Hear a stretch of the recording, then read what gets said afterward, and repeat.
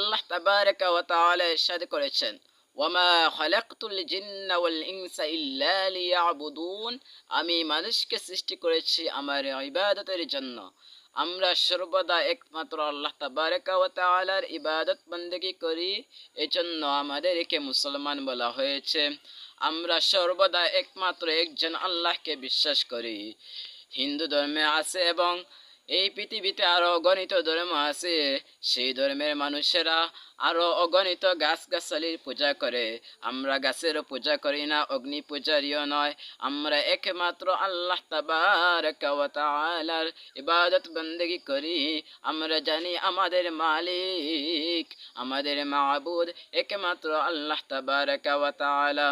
এজন্য আমাদেরকে মুসলমান করে দেওয়া হয়েছে। বর্তমান সমাজে কিছু প্রথা চালু হয়েছে যে আমরা মুসলমান হলেও আমাদের আচরণে সেটি কিছু ব্যতিক্রম দেখা যায়। আমরা যেমন আমাদেরকে আল্লাহ তাবারাকা ওয়া তাআলা মুসলমান বানিয়ে মুসলমানের ঘরে সৃষ্টি করেছেন, এজন্য আমাদের আদব আখলাক সমস্ত থাকতে হবে মুসলমানের মতো।